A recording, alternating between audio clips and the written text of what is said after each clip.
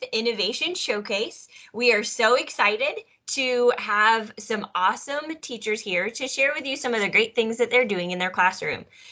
This week's topic is teacher and student relationships, and we're really kind of diving into impact and engagement and how can you achieve impact and engagement in a virtual setting, in a face-to-face setting, in a blended setting. All of our teachers are doing a little bit of all of that. And so we have an awesome lineup. We have Mr. Gonzalez from Shiloh Valley Elementary. He's one of our dual language immersion teachers. He teaches third grade for the Bulldogs. And then we have Jessica Raynor, and did I say it right, Jessica? Okay, awesome. Jessica she's one of the beginning teacher of the year folks. She is Weddington High School's beginning teacher of the year, and she is representing Weddington High School. And you teach it's medical science something, right?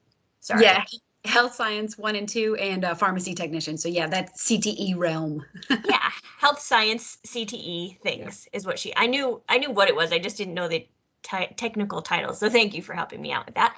And then we have Jordan Mamara from Parkwood Middle School, and he teaches 8th grade science, right, Jordan? 8th grade? Yes, I do. Awesome. 8th grade science. And they're doing some really great things at Parkwood Middle School. So we're going to hear a little bit about some of the great ways that Mr. Mamara is building relationships with kids and why relationships matter. And so without further ado, I'm going to kind of pass off the presentation to Mr. Gonzalez. Mr. Gonzalez, I will try and help you manage the chat and let you know in your time as well. You've got about 8 to 10 minutes to play with. So if you get too close, I'll let you know, but no pressure. We just want you to share the great things that you're doing so that we can share with the rest of Team UCPS. All right, thank you so much, Casey. I'm gonna start with the bell, and let's start with this, my friends. I'm gonna share my screen right away, and you will see a couple of experiences that we have been having here at the Valley. So today is February the 15th, and we're gonna talk about remote learning connections. I think it's better now. Yep, yay! Okay, welcome to this afternoon of learning. My name is Carlos Gonzalez. I'm at Shiloh Valley Elementary School since 2016. This is the best school ever. And we have a school philosophy here is better together, mejor juntos. We work together, we work better, and the future ready to be empowered. And of course, we need to talk. This is serious, my friends. This is serious. And I need a female voice for this. Let's talk about remote session tips. Google Slides animations. Prioritize goals. It's important to set up goals. Yes. And of course, to celebrate. And today is Friday. Today we will celebrate. And let's continue to talk about the first one is remote session tips. You see Baby Yoda? He's having fun. You know why he's having fun? Because he has the best teachers ever. He became a great teacher as well, a master. Remote session tips with Baby Yoda here. And it's about warming up. Every time I have my session with my students, I warm up with them. I have some music to share with them.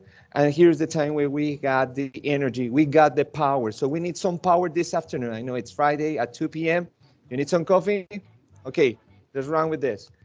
We have something that we consider so important is to make people feel important. And people are important when you call them by the name. So welcome, Logan. Logan Ellis is a bulldog. He's from the building. Thank you for attending this. And of course, Chloe is here. Maybe Michael Boyce is here. You're so amazing, Mr. Boyce. Melanie Moore is here as well. We have Susan, we have Jessica, we have Casey, we have Alana, we have Aaron, we have David, we have Aiden, we have David. So this is so powerful. This is powerful because it's engaged. These students, you know, they have the chance to know that they are important for the team. So we used to call, we have this kind of roster, but it's so cool for the students. They have so much fun and they love to see their names on the screen. So it's a tip, maybe you can use it. I can share this with you. This is a slideshow presentation that you can adapt after this show. And let's continue to talk about another warm-up activity that is, it's so engaged in the morning. Where do pencils go on vacation? Can you use the chat box right now? Please tell me, where do pencils go on vacation? And in that way, we can use the chat box and we can guide students through. Where do pencils go on vacation? I want to read the chat. Casey, that's a good answer. Let me see the chat right now. Where is the answer for this question? Where do pencils go on vacation, my friends? Oh, great. The beach. I want to go to the beach this weekend. All right, Lisa, thank you for answering that question. Yeah. So this is meaningful. This is engaged. You know, students are going to be willing to answer the Sharpsville. I love that answer. Thank you, Jessica. So here it is. You can have this kind of conversations in the morning to start up with your remote learning session, and in that way you're gonna have an icebreaker. It's great to have students, you know, to work on the chat box, and you can have fun. You can start with a laugh. These days are important for us to share, for us to feel like we're humans, that this is not only, you know, the computer and nobody else is there. We are humans, so we have fun. And again, Baby Yoda is gonna tell us something about Google Slides. Yay! Oh, Google Slides animation. So here is something that you can adapt also to your academic work and the development of all the content that you have in your classroom. So you can do something with Google Slides animation to pace what you got in the classroom, especially on those days where you need to give students some prompt, give them some time, so you can insert timer like this one with some music, energetic music, and you can guide them through. You can use some Bitmojis to ask the students about this, and you can use the chat box again. So you can say, okay, you know how to work on expanded form of a number, and then you can work on A. So I can ask you any of the students that I have on the remote learning day to use the chat box and to work with these numbers. This is something that you can use. It's powerful. In most of the cases for mathematics, is really, really cool because it's about time. It's about answering questions. And also you can use it as a test prep. But this is based on Google Slides animation. As you see, I can go, I can have, you know, a pace of what I'm doing. So I can go over this and I can check what's in the chat box. All right. You ready for the next one? All right, let's get ready for this. You see the attitude of the emoji? That's the attitude of the teachers on Friday at 2:10 p.m. Okay, here's a link for a short tutorial about animations. It's just 2 minutes. You won't spend the whole weekend, just 2 minutes. And after this, you will feel like you're in heaven.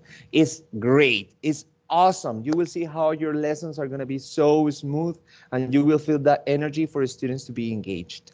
And let's talk about goals, classroom goals, dear teachers. Oh, it's a mission impossible. Yeah, sometimes it's really hard when you have remote students and you cannot monitor what they're doing. But, hola amigos, your mission, if you choose to accept it, is to, I love to hear this with this voice, is to set up classroom goals based on the resources and expectation for us to keep skills sharp. So if anyone in the team can make it happen, well, we're gonna keep on working and we will, you know, have these goals in place. But it's so important, and I'm going to show you how we have been doing this here at Shiloh Valley Elementary School. So this recording won't self-destruct in 5 seconds because Casey is recording it. Yay!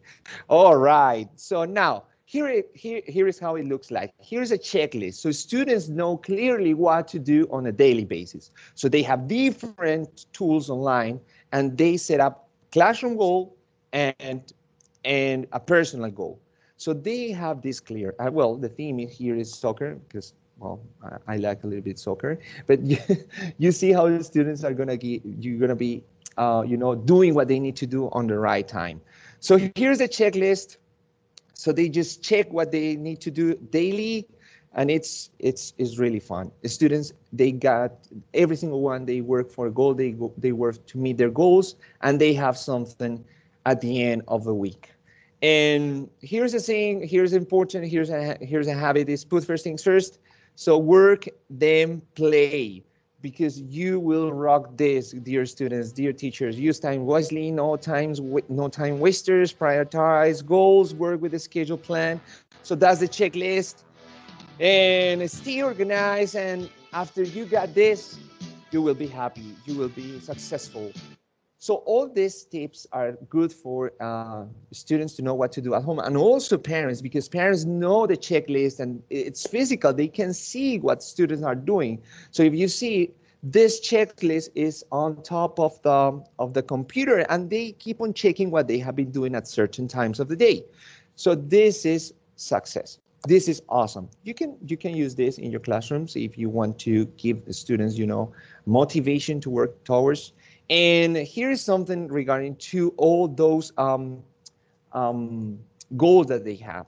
For example, in ExtraMath, you can monitor students' progress on a daily basis. And you see this one looks decent. They are doing a great job. And you keep on helping them and you keep monitoring what they're doing. So it's meaningful, it's powerful, and it's collaborative because students, parents, and teachers are working based on this checklist. And students know what or which are the big rocks they need to work with. So the big one is Canvas. We love Canvas, Dreambox, Raskits, Mayon. They have ExtraMath, and they have iStation, that checklist. They got the goals. They got the weekly celebration. So weekly rewards, and this is good because you can involve your community, your parents, and they provide you those rewards. So you can have a candy box weekly. You can have a Dunkin' Donuts gift card. Yeah, $5, $10. They love this. They love it. They work so hard to get these goals and to get these rewards. And to have the celebration on Fridays, especially, is a celebration with a lot of energy, a surprise box. So this student is a successful case of, doing what they need to do to be proactive, to put first things first. And there's a time for celebration. And I'm going to play the song of celebration because today is Friday and we celebrate every single goal. Every single goal we celebrate it on Fridays. So here is the experience that we have been having during these remote learning days at Shiloh Valley Elementary School with the dual language immersion program. I appreciate all of your time. If you have any questions, please just let me know. You are the best team ever. Thank you, Casey. You are, yes, thank you. You're getting all kinds of compliments in the chat box. Miss Darko from Porter Ridge Middle would like to be in your class. So if you see someone who doesn't normally attend your class, you know that it's Miss Darko because she snuck in. Awesome. That was so much fun. You're totally right on a Friday afternoon. We needed a little energy there. I'm so glad we started today's Innovation Showcase with you, Mr. Gonzalez, because that was awesome. We appreciate it. Hey, it looks like Lisa had asked in the chat if you could share the presentation link so that we could learn a little bit more about animations in Google Slides. Can you share that with us? Awesome. Sure. Awesome. Sure. Thank you so much. Oh, and the video link. Which video link? Lisa, go ahead and unmute and ask.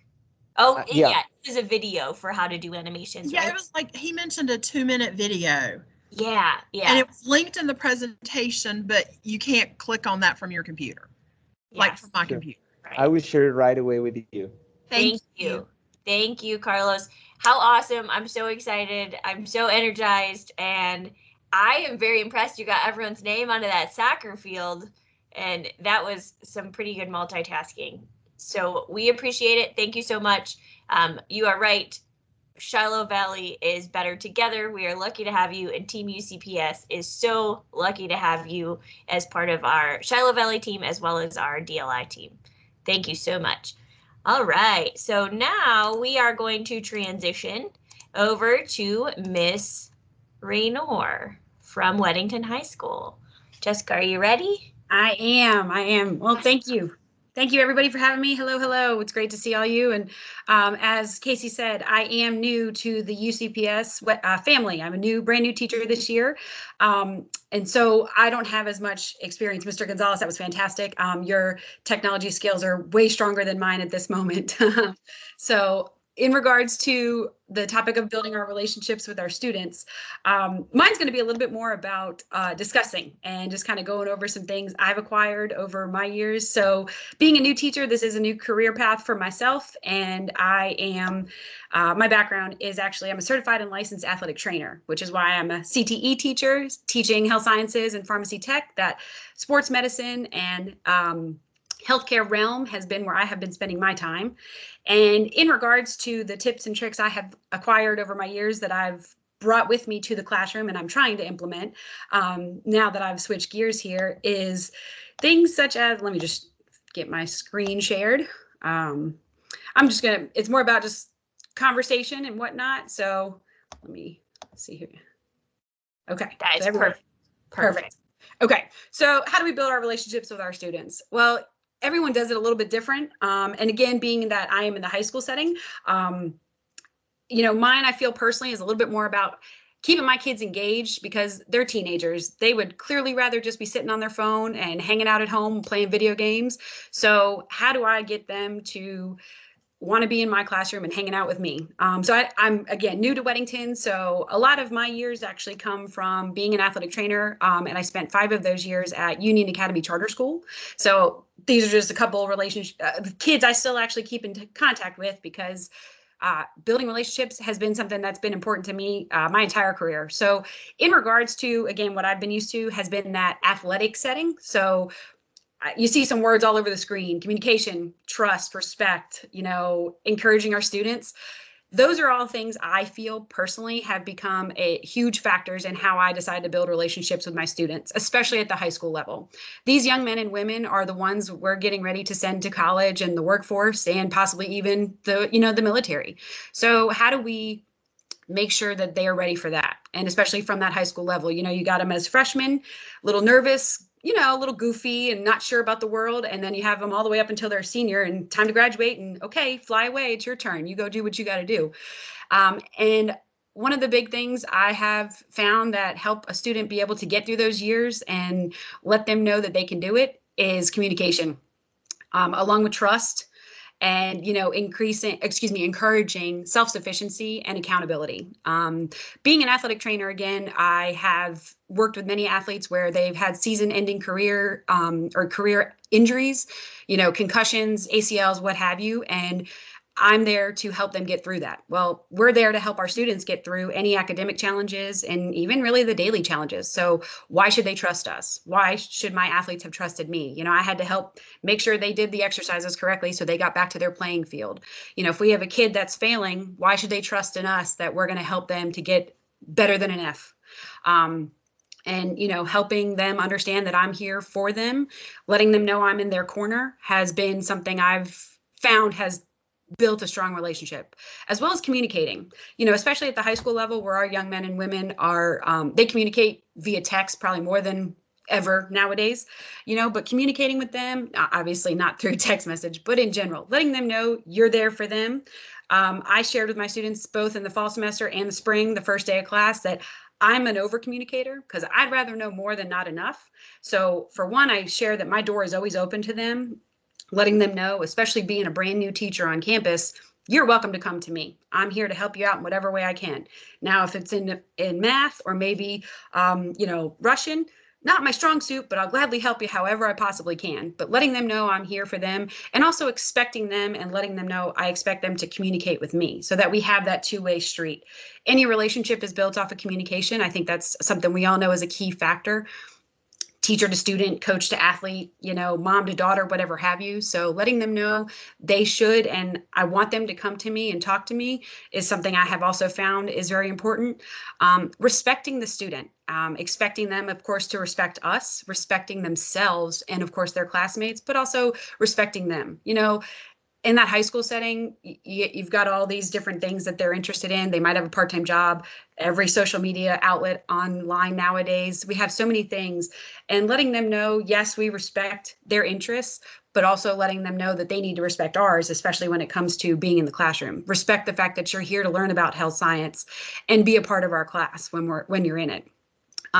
Something I always encourage our students to do is provide the fact that it's okay to be held accountable, because when it does come time for the real world, that's what's going to be expected of them. So use your self-sufficiency and know that we want you to use that, because that's what we want you to do as you continue to grow into this young man or woman. Especially use your common sense. I love having the discussion with my kids in the classroom and letting them just discuss things in regards to common sense. I have found when it comes to discussion, which is what we do a lot of in my class, letting them use their real life experiences helps keep that engagement, you know, especially in the regards of health sciences, obviously to my topic specifically. You know, we talk about the various things. Unfortunately, right now, we all know our world is surrounded by COVID, but it does affect us. And how are we trying to get through that? As we know, we're in this virtual educational world right now. So I know for you guys that have been teachers for a long time, you're not used to this, or well, you are now, but as well as I'm not used to it. So we're all trying to adapt. How do we get to be adaptable? Because that's also a huge factor of being a student and also building a relationship. You're going to have to be adaptable with any student that comes across your path, because we all know there's no two that are the same. And, you know, letting them know that they're important and that their opinion matters. And just, again, being in their corner have all been huge factors for me that I have come across of things that I try to implement. Again, I come from that athletic field, but now that I'm in the academic classroom and I'm doing this day in and day out, I still use all of these tactics to try and increase building my relationships with my students. Awesome. Awesome. Thank you. Does anybody have any questions or comments for Jessica? Thank you so much. I think it's very impressive, Jessica, that you understand the importance of these relationships right out of the gate. And we're lucky to have you, and we're excited about the history that you have and the knowledge that you kind of brought along to have with you, or with us here at Weddington and Union County Public Schools. So we appreciate it, and thank you so much. Thank you so much. It's my pleasure. All right. All right. So we're going to go ahead and move on to our last one. This is a fast-paced 30 minutes, everyone. And we are going to, I'm trying to remove our spotlight here. We're going to go ahead and move on to Mr. Mamara. Mr. Mamara, are you ready to roll? You're okay. All right. And so Mr. Mamara from Parkwood Middle School. Yep. All right. Take it away. All right. And thanks, Jessica and Carlos, for sharing. Those are really awesome, fantastic ideas I've heard from both of you. So thanks a lot. And Casey, thanks for inviting me. I will say, unfortunately, there's a part of this team, there's supposed to be two of us here, but my partner in crime, Molly Russell, who is our 7th grade counselor, does an immense amount of work with this program along with me. I'll be honest, it's mostly her. I mean, she's just kicking it. So I will try to represent us the best I can. So, so I'm gonna just share a little quick presentation that we put together just to kind of highlight our year so far. It's as mentioned previously, it's been a tough year, but basically Peer Group Connection is a program that there we go. All right.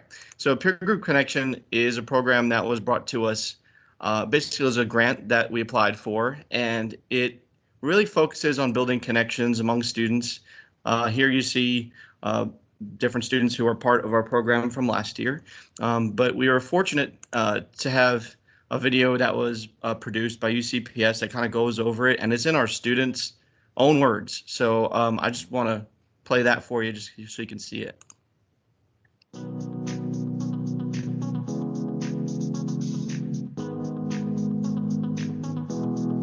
So PGC is a class that 23 students need daily to learn some leadership activities.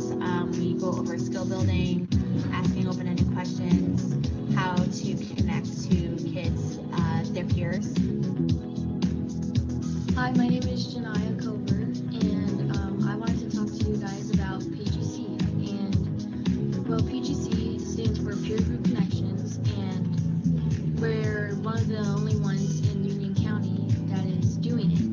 And PGC, what it's basically about is we're trying to have 6th graders transition and help them transition with all the new stuff that's around them, and also 7th graders as well.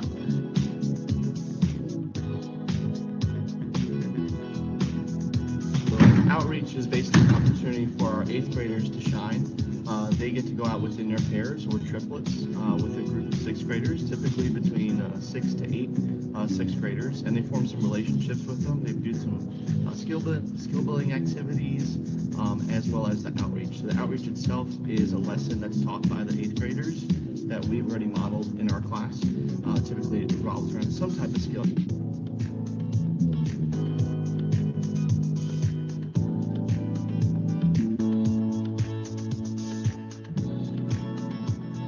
So today's outreach, they did communication, and during this outreach, they were given an activity where they had to take a picture, and only one person was looking at the picture, and then they had to kind of pass it down like a telephone type of piece, where they're only using shapes or colors, and then the person on the end had to draw what they had received. And the purpose of this activity is to teach them that sometimes we will take information and what's the word I'm looking for? And just have kind of a bias towards it, right. Not really explain it possibly in a way that someone else could understand. Right, and so everyone interprets things differently. And so how just a simple picture with shapes can be interpreted in different ways. So we try to connect that to real life examples. The example that we use in class is just, reading through text messages, how you might send a text message or an email and mean it to mean one thing or mean it in one way, and it might be misinterpreted just because you're not really having that face-to-face interaction with that person.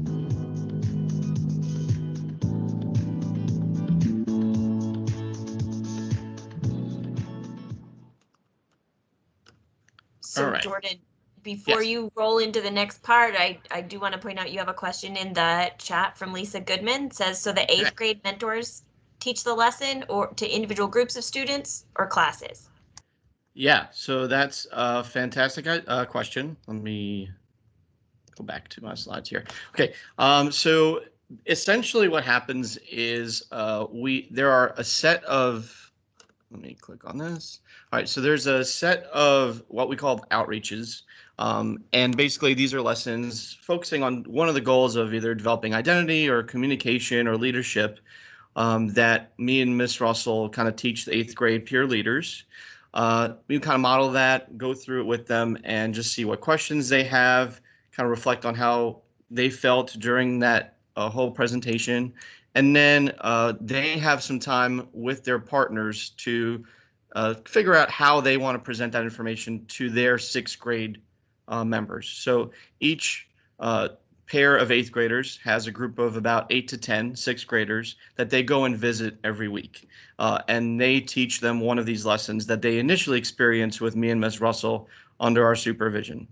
And then they go and do that, and then they come back the following class and kind of debrief, explain what went well, what didn't go well, and it really puts them in a situation where they're almost like a teacher. So they see all the challenges that we face in the classroom and how building relationships amongst their group, but also with their partners is really critical.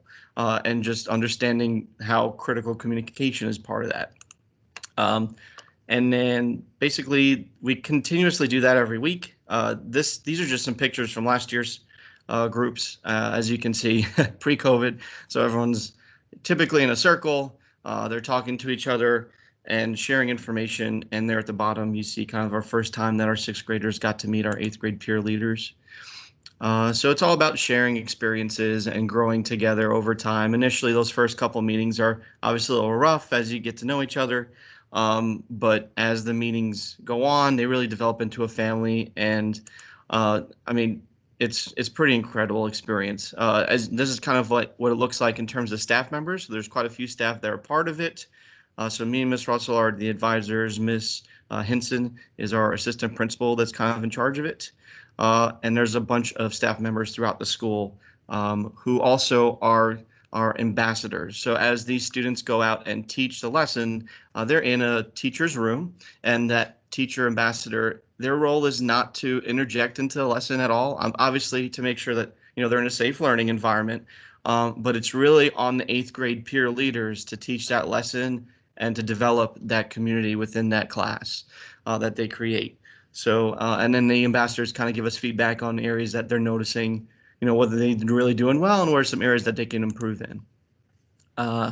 This year, though, it has been a struggle, just like everything else, just because of the way that the schedule operates and technology and the hybrid learning. We've definitely encountered some issues with technology and just developing those relationships, because in a virtual world, as you guys have spoken to before, it gets infinitely more difficult.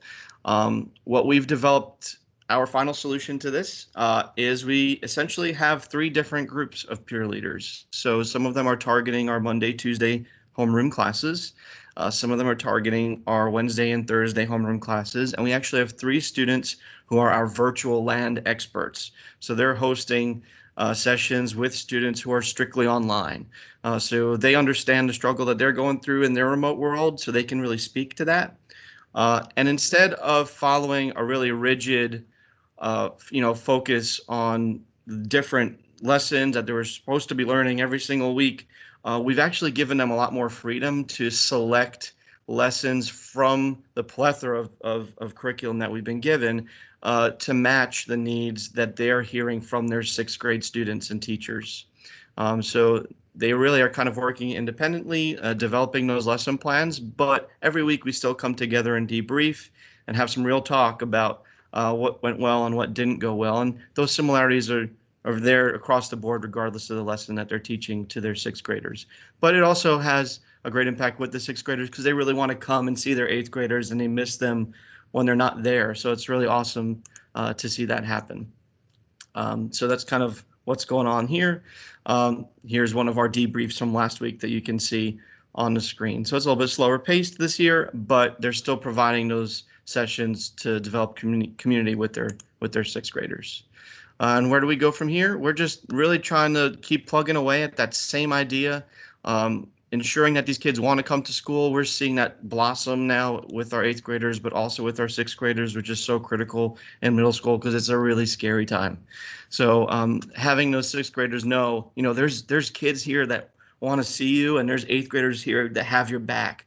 So no matter how tough it is, there's folks that have been here through this, and they can give you advice based on what you need.